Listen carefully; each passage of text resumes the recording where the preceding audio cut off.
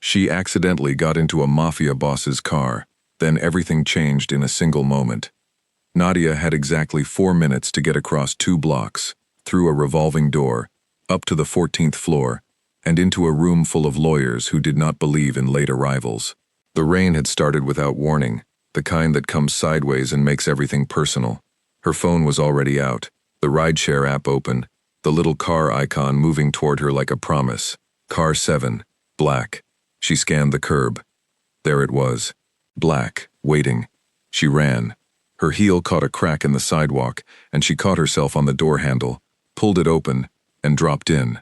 The door shut behind her, and the warmth of the interior hit her like a held breath released. She was already pulling the folder from her bag, already running the deposition questions through her head, already calculating how many minutes she had before someone at that table started making phone calls about her. The car did not move. She looked up. The man sitting beside her did not look like a driver. He was not behind the wheel. He was not checking anything. He was simply sitting, the way men sit when they own the room they are in, which is to say he was completely still and completely watching her.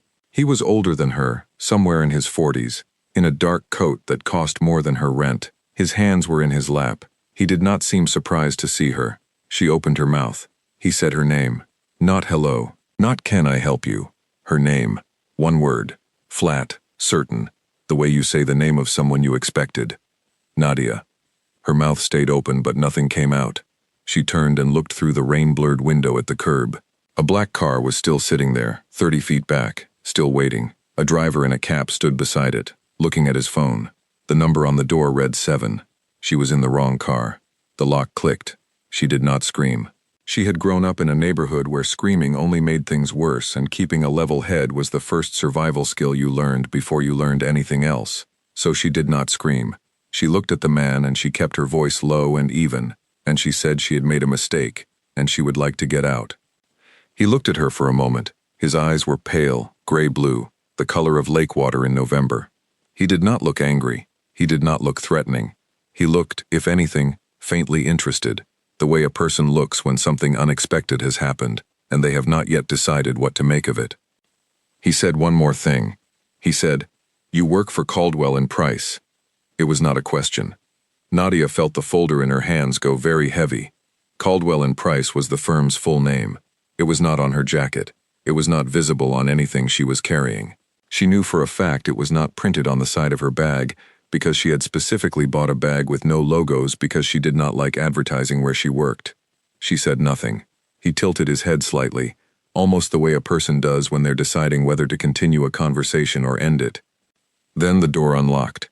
He reached past her, not touching her, and pushed the door open himself. The rain came in immediately. He reached to the seat beside him, a seat she had not looked at when she climbed in, and picked up a folded umbrella and held it out to her. She took it. He said, "You have about 3 minutes." She got out of the car. She stood in the rain with his umbrella in her hand, already open, and she watched the car pull away without looking back. She turned and ran for the building. She got into the elevator. She reached the 14th floor with 45 seconds to spare. She walked into the deposition room and put her folder on the table and said good morning, and nobody in that room knew that her heart was still going at twice its normal speed. She got through the deposition. She answered every question correctly. She was professional. She was composed. She said all the right things in all the right places. And the entire time, in the very back corner of her mind, a small and persistent thought sat without moving. He knew her name before she opened her mouth. She did not look at the umbrella until she got home that night. It was a good one, solid, the kind that does not turn inside out in the wind. There was no logo. There was no tag. There was nothing on it to tell her anything at all. She put it in the stand by her front door, and she told herself it was just a mix-up, a coincidence, wrong car, strange man, a name he had probably heard wrong or guessed or caught somehow from somewhere she had not thought of yet. She made dinner. She ate it. She washed her plate. She did not sleep well. She lay in the dark and listened to the rain, which had not stopped, and she thought about his voice. Not what it sounded like, but what it contained. There had been no threat in it. There had been no warmth either. It was the voice of a man who had learned to say only what was necessary and had stopped bothering with everything else a long time ago. She had worked with enough men in enough rooms to know the difference between someone performing power and someone who had simply stopped needing to. He was the second kind. That was the part she could not stop thinking about. That, and the fact that he had let her go without explaining a single thing. She turned over in the dark. She told herself to sleep.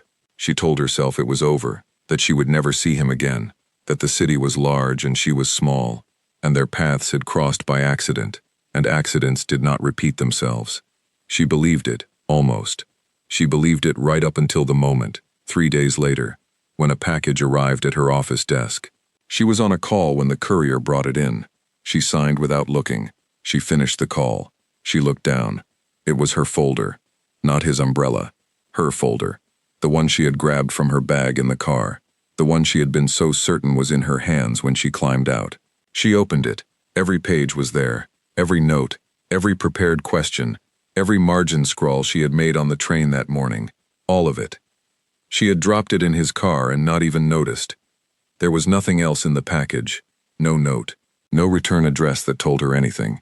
Just the folder, in a plain envelope, delivered to a building whose address was not publicly listed under her name. She sat with that for a long time. Then she picked up the folder, put it in her drawer, and went back to work. She told herself the feeling sitting in her chest was caution. She was experienced enough to know that was not entirely true. 3 weeks passed without anything happening, and Nadia let herself believe that the story was finished. She had filed it away in the part of her mind where she kept things she could not explain, and had decided not to pursue. She was good at that.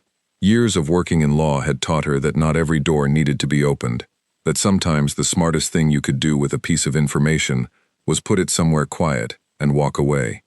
She walked away. She took 2 new cases, both of them straightforward contract disputes that required a lot of reading and not much else. She had coffee with her friend Clara on a Wednesday. She called her sister in Phoenix on Sunday as she always did. She went running 3 mornings in a row, which was unusual for her, but the weather had cleared, and the lake path was empty at 6 in the morning, and she needed something to do with her thoughts that was not thinking. Then, on a Thursday afternoon, her senior partner called her into his office. His name was Gerald Price, one of the 2 names on the door. He was 62, had the careful voice of a man who had spent decades choosing words the way other people chose chess moves, and he did not call associates into his office unless something required it. Nadia had been called in 4 times in 3 years, twice for promotions, once because a client had requested her by name, once because she had found an error in a filing that had saved the firm from a significant problem. She sat across from him. He put a file on the desk between them and did not open it. He looked at her for a moment in the measuring way he had, the way that told her he was deciding how much to say. He said, "Do you know a man named Alexei Volkov?" She kept her face completely still. It was a skill she had spent years building, and she was grateful for it now. She said the name did not sound familiar. Gerald Price nodded slowly. He said that was fine. He said the name had come up in connection with a client matter, and he wanted to flag it for her, because the client matter had a deposition scheduled, and he wanted her to be prepared for certain questions that might come up. He opened the file then, turned it toward her, and let her read. She read. She read carefully, the way she always did, taking in each line without letting her expression change. She had read a lot of difficult files in her time. She had read files that described things no one should have to read about in clean office language and filing numbers. She had learned, over years of practice, to separate herself from the content, to treat it as information rather than reality, to be the instrument through which facts moved, rather than the person to whom those facts happened. This file was different. She got through it. She asked 2 questions, both of them technical, both of them about the deposition. Gerald Price answered them. She picked up her own notes, said she would review the related materials tonight, and stood to leave. She made it to her own office, closed the door, sat at her desk, and then she sat very still for about 90 seconds. Alexei Volkov was not simply a wealthy man with a dark coat and pale eyes. He was a name that appeared in federal documents going back 15 years. He was a name connected to 3 separate organizations across 2 countries. He was a name that law enforcement had been circling for years the way weather circles a fixed point, never quite landing, never quite leaving. He was exactly what her mother had always told her to recognize on sight and run from. She had gotten into his car. He had known her name. He had sent back her folder. She opened her laptop. She typed his name into the search bar. She got through 3 results before she closed the laptop, pushed it away from her, and stood up and went to the window. The lake was visible from here, gray-green in the afternoon light, the kind of color that made everything feel temporary. She stood there for a while. She was not afraid. That surprised her, a little. She thought she should be afraid, and she reached for it and found something else there instead, something she did not immediately have a name for, something that sat at the back of her ribs and did not feel entirely like dread. She thought about his voice in the car. She thought about the way he had said her name. She thought about the umbrella and the folder and the absence of any note or explanation. She thought about the fact that he had let her go without asking for anything. She thought about the fact that he had known exactly how many minutes she had. She was smart enough to know that none of these things made him safe. She was honest enough with herself to know that was not the only thought she was having. She went home. She changed. She ran 4 miles along the lake path in the early evening, more than she had planned, and she ran hard, the way she used to run in her early 20s when she had something she needed to outpace. She got back to her apartment, showered, made dinner, sat at her small kitchen table. The umbrella was in the stand by the door. She looked at it while she ate. Here was what she knew, laid out plainly, the way she would lay out facts for a case. She had gotten into the wrong car. The man inside was someone whose name appeared in federal documents. He had known her name and the name of her firm before she had said a word. He had returned her property without explanation or request. She had since been handed a file that contained his name in a professional context, which meant she was now in some proximity to him through her work. Here was what she also knew. She had not reported the incident in the car. She had not told Gerald or anyone else at the firm that she had briefly, accidentally, been in a car with a man connected to a case that was now sitting on her desk. She should have. There was a version of this story in which the professionally correct thing was obvious and simple. She had not done it. She thought about why, for a long time, there at the small kitchen table, the dinner cooling. She was not someone who skipped obvious steps. She was not someone who let feelings get in front of judgment. She had built her career on doing things the right way, on being thorough, on being the person in the room who had thought through the angles everyone else had missed. But there was something about that 90 seconds in the car that she had not been able to put down. Something about being looked at like that, not with want, not with calculation, but with something that felt oddly like recognition, as though he had seen something in her that she had perhaps not shown anyone in a very long time. She picked up her fork. The food was cold. She ate it anyway. 3 days later, a second package arrived. This time it was smaller. This time it was not from a courier. It was sitting on her desk when she arrived in the morning, and none of the 3 people she asked knew who had left it there. She opened it at her desk with her door closed.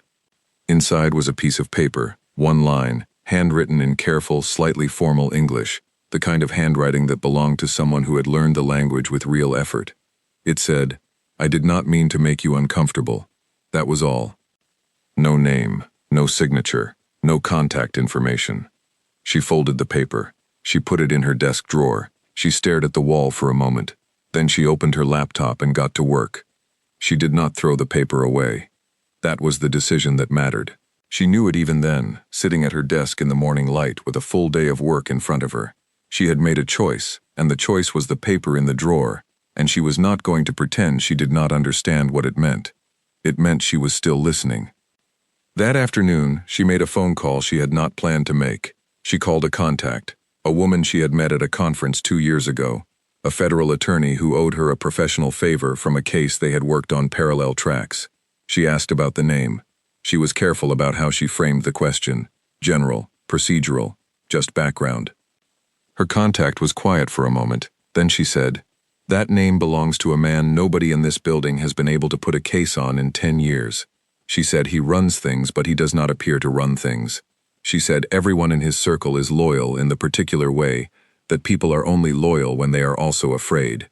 She said there were 2 people she personally knew who had gotten too close, and both of them had ended up transferring to different cities." Nadia thanked her. She ended the call. She opened her desk drawer. She looked at the piece of paper. "I did not mean to make you uncomfortable." She thought about what it took for a man like that to write something like that. She thought about the gap between the person described in the federal files and the person who had handed her an umbrella without being asked and had sent back a folder she could have simply kept. She thought about the fact that none of that absolved him of anything, and that she knew it and was thinking about it anyway. She was very tired of pretending she was not curious.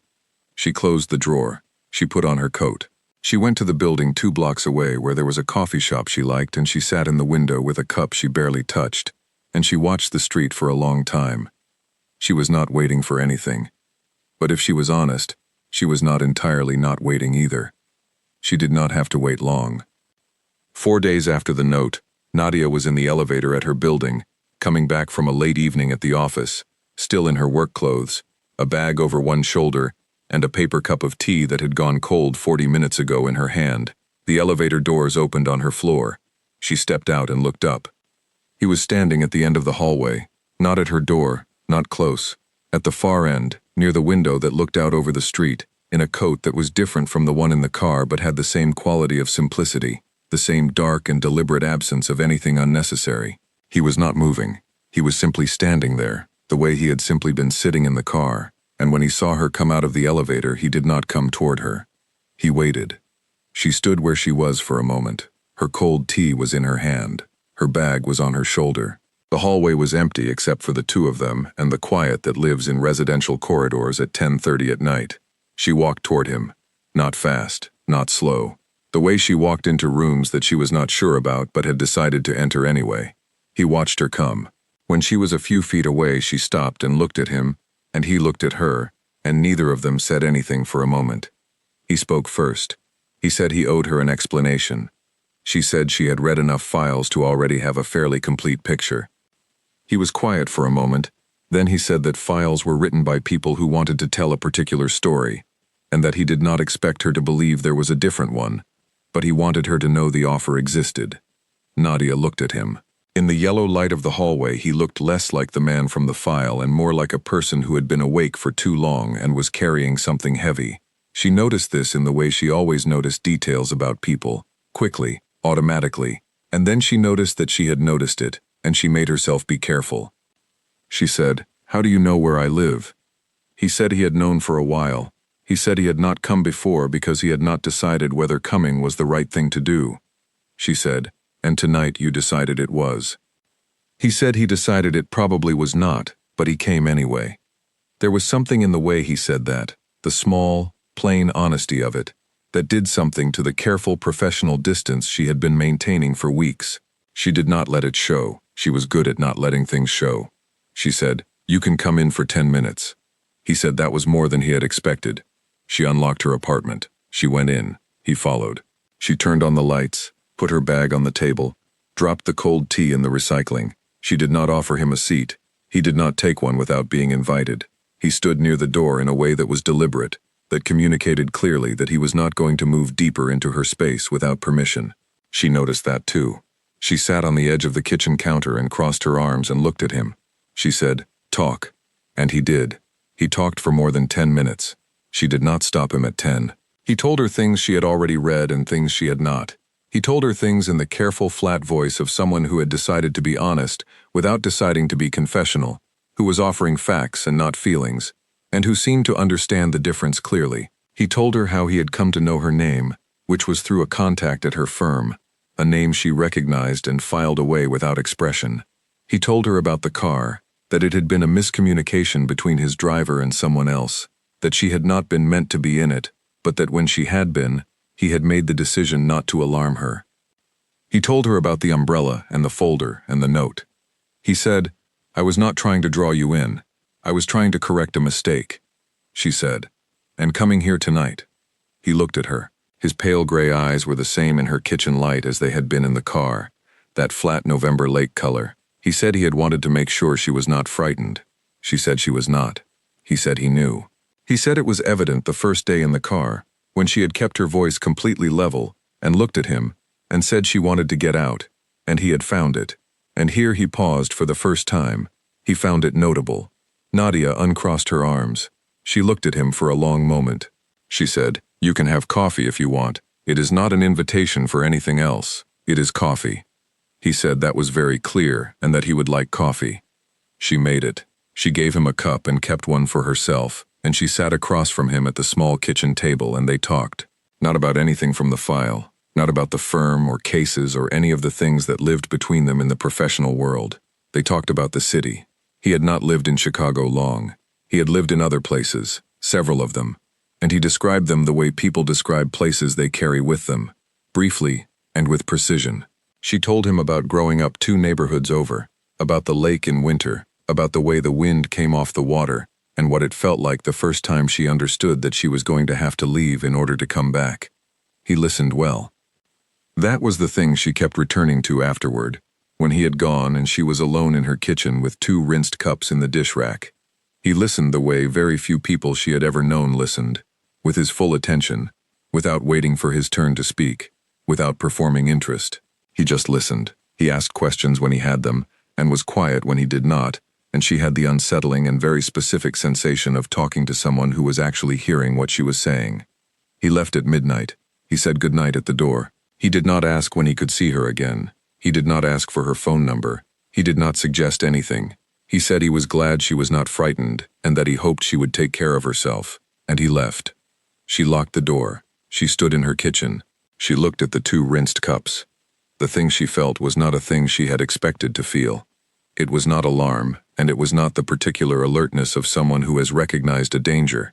It was something much more complicated and much harder to put away. It was the feeling of having been seen, entirely, without being asked to be smaller or louder or different. She had sat across a table from a man who should have frightened her, and instead she had talked about the lake in winter, and he had listened as though the lake in winter was the most important thing he had heard in a long time. She was in trouble. Not the kind that came in files and federal documents, the other kind. The kind that did not have a clean solution and could not be cross-referenced against anything. She went to bed. She lay in the dark. She thought about his voice, the particular cadence of it, the slight formality that came from a language learned rather than grown in. She thought about the way he had stood near the door, carefully, not moving, giving her room. She thought about the word notable, and the pause before it, and what the pause had contained.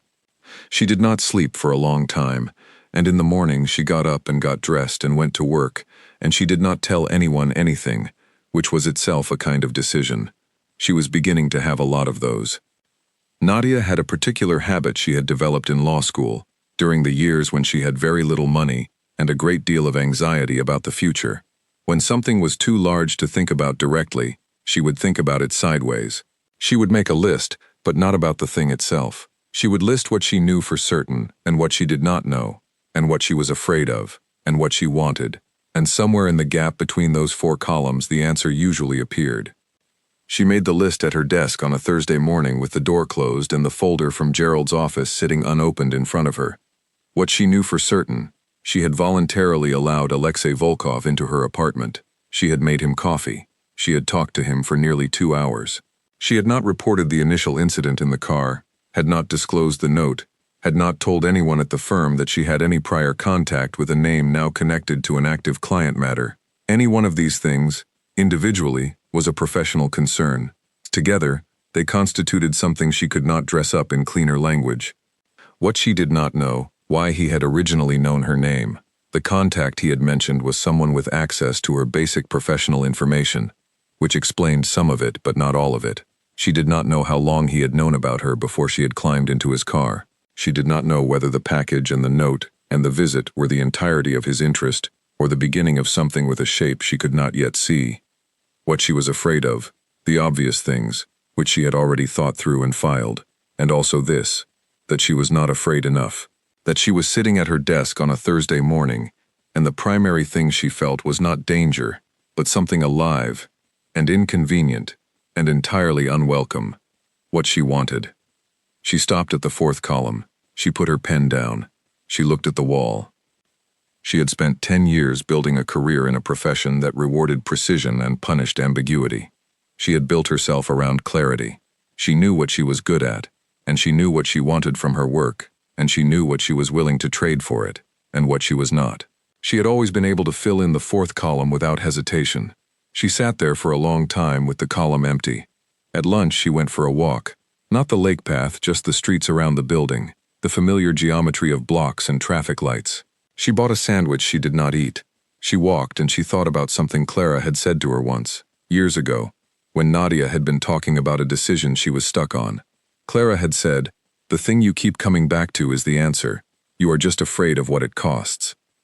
She kept coming back to a man sitting near the door in her kitchen, not moving, giving her room. She ate half the sandwich. She went back to work.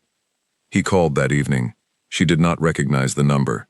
She almost did not answer. She answered.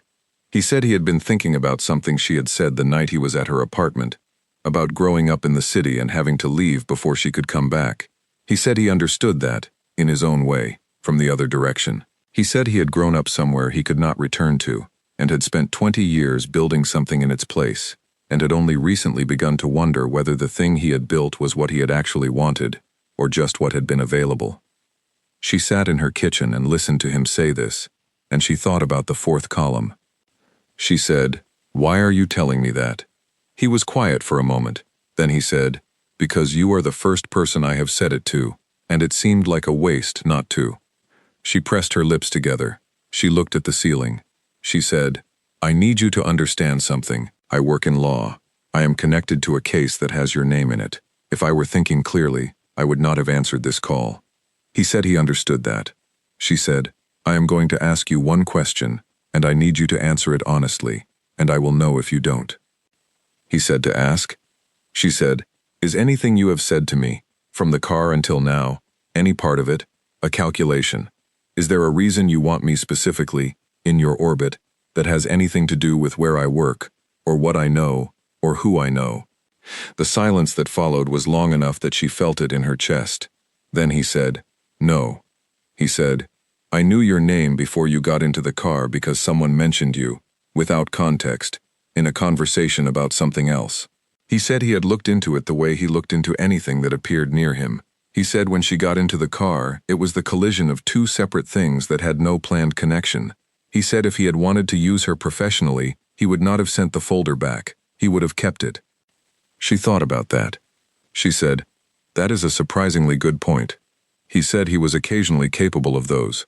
She almost smiled. She caught it before it happened. She said, "I am not agreeing to anything. I am not making any decisions. I am telling you that I am choosing not to stop talking to you, and that is the beginning and end of what I am telling you."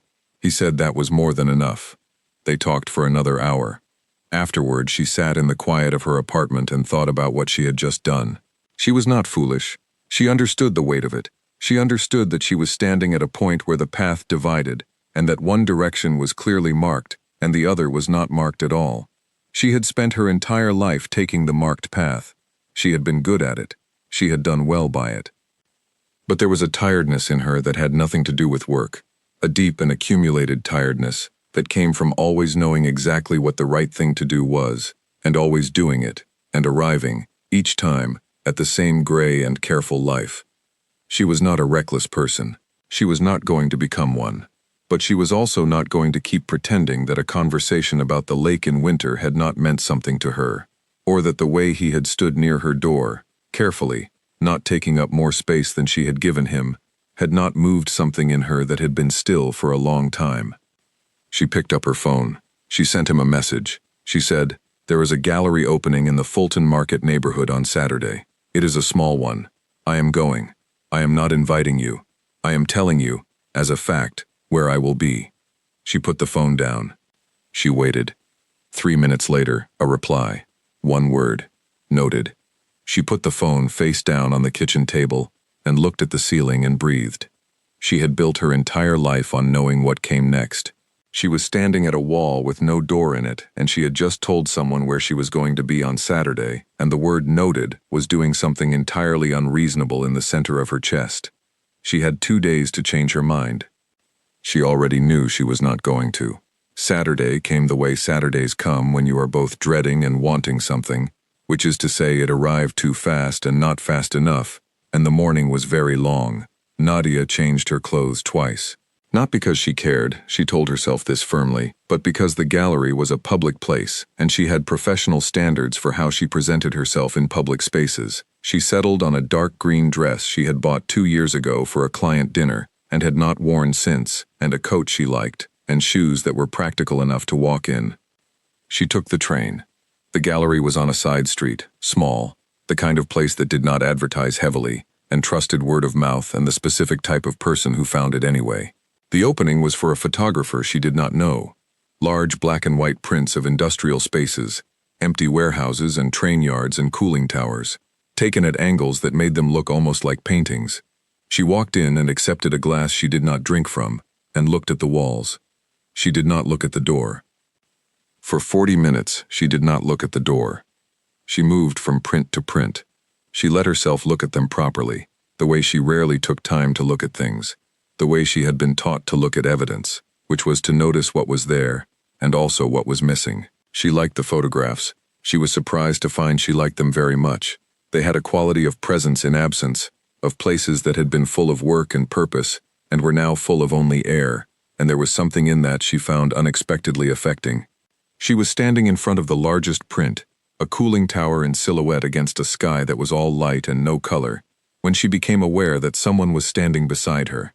She did not startle. She had half expected it, had arranged herself internally for it. She kept her eyes on the photograph. He did not say hello. He looked at the photograph too. After a moment he said, "That one is the best in the room." She said she agreed. They stood in front of it together for another minute without speaking, which was not uncomfortable, which was perhaps the most unexpected thing of all. She had never been able to be quiet comfortably next to someone she did not know well. She was a person who filled silences, who had learned to fill them in professional settings, and had never quite been able to stop doing it in personal ones. But she stood next to him in front of a photograph of a cooling tower, and the silence was simply a silence, and did not need anything from her. He said, "How long have you been here?" She said, "About an hour." He said he had been there for 20 minutes before she arrived. She looked at him then. He did not look apologetic about this. He looked at the photograph. She said, "You were early." He said he was always early. He said it was the most useful habit he had ever developed, and also the one that revealed the most about other people, because how someone behaved in a room before they knew they were being observed told you most of what you needed to know. She said, "And what did you observe?" He turned and looked at her. In the warm light of the gallery, his face was different than it had been in her kitchen, more visible, less guarded, or perhaps she was simply better at reading it now. He said, "You looked at every photograph, not briefly. You stayed with each one. You did not check your phone once." She said, "And what does that tell you?" He said, "That you were genuinely here, not waiting, that you did not come to see me. You came for the photographs, and you would have had a good evening whether I appeared or not." She looked at him. She said, "Yes." He said, "That is the thing I find most interesting about you." She thought about a lot of possible responses to that. She chose to say nothing, which was also a response. They moved on to the next photograph, then the next. They moved through the gallery slowly, stopping at the ones that held them and walking past the ones that did not, and they talked about what they were looking at, about the difference between a photograph and a painting, and what each one asked of the person looking at it, about absence and presence, about spaces that hold the memory of what happened in them, even when the thing itself is gone. He told her, at some point in the middle of the room, about a building he had known as a child, a factory near where he had grown up. He described it the way someone describes a landmark they have carried so long it has become part of how they navigate. She listened. She asked a question. He answered it. She asked another. It was the longest she had seen him speak about himself without the careful neutral tone. He caught himself at some point and went quiet, and she did not push, and they stood in front of a photograph of an empty train platform in silence. Then he said something in Ukrainian. She said, "What does that mean?" He looked at the photograph. He said, roughly, "It means this is a good painting." She looked at the photograph, and then at him, and she said, "It is a photograph." He said, "Yes." He said, "You know the word for photograph?" He said, "Yes." She looked at him. He was almost, not quite, almost smiling. She understood then that he had said something else and had translated it wrong on purpose, and that the wrong translation was a small and deliberate thing he had offered her, something that contained a door she could open, or not. She felt something shift, not dramatically, not with any visible sign, the way a window moves when the pressure outside changes. A small thing, a fraction, but enough to let the air in. She was standing next to a man she should not be standing next to in a gallery looking at photographs of empty places, and he had said something she would have to look up later, and had given her a wrong answer on purpose, and the wrong answer was so gentle that she did not know what to do with it. She did not open the door yet. She laughed. She laughed at the photograph, at the painting he had called it, at the entirely transparent and careful and strange thing he had just done, and the laugh was real and quick, and she did not plan it, and it came out of her like something that had been sitting there waiting for permission. He went completely still. She caught her breath. She looked at him. He was looking at her with an expression she did not know how to describe except that it was unguarded in a way his face had not been before, the way a room looks when someone opens the shutters. He was looking at her as though she had done something he had not expected, something that had surprised him past his guard, and he had not yet decided what to do about it. She understood then. She understood it the way you understand something that you have known for a while but have been careful not to look at directly. It was not a conclusion she reached. It was a thing she recognized, like coming home to a place you have not been in years and finding the door unlocked and the lights on. She said nothing. He said nothing. They stood in front of a photograph of a train platform, and neither of them said anything for what felt like a long time and was probably 40 seconds, and in those 40 seconds, something settled between them that could not be unsettled. That was the moment, not anything grand, not a declaration or a confrontation or a revelation with clean edges, just a laugh in a gallery, and a man going still, and a door that had been there the whole time, finally, simply, opening. They stayed another hour. They left separately. She walked to the train alone. She rode home alone. She let herself into her apartment and stood in the kitchen and thought about the word she was going to look up and the thing it probably meant. She looked it up. She stood at her kitchen counter and read the translation twice. Then she put her phone face down and she stood there with her eyes closed for a moment. He had said, "I have been looking for a person like you for a long time." He had told her it meant this is a good painting. She stood there until the feeling in her chest settled into something she could breathe around. Then she picked up her phone and she sent him a message, and the message said, "I looked it up." She waited. The reply came 4 minutes later. It said, "I know." She set the phone down on the counter, and she looked out the window at the night city, and she thought about marked paths and unmarked ones, and about tiredness, and about doors, and about what it meant to choose something fully, with open eyes, knowing all the weight of it. She thought about what she wanted. The fourth column was not empty anymore. She was not going to tell anyone yet. She was not going to explain or justify or make it neat. She was going to go to work on Monday and do her job and be the person she had always been, thorough and careful and prepared. She was going to do all of that. And she was also going to call him. Not tonight. Not out of impatience. She was going to call him because she had made a choice. And the choice was not the path she would have predicted for herself, but it was hers, made with clear eyes and a full accounting of the cost. She had spent a long time doing the right thing because it was right. This was the first time in longer than she could measure that she was going to do something because she wanted it. She looked at the city through the window. The lights were on everywhere, the grid of them, familiar and constant, the same city she had grown up in and left and returned to. The lake was out there somewhere past the buildings, dark and cold and enormous, the way it always was. She had gotten into the wrong car on a rainy Tuesday.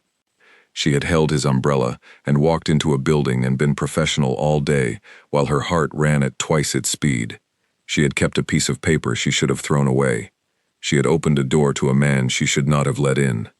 She had laughed in a gallery and changed something irreversible.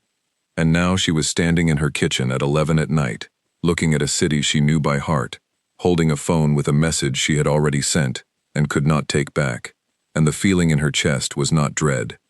It was the particular and terrifying and entirely real feeling of being awake inside her own life. For the first time in years, she did not want to go to sleep. She wanted to see what came next.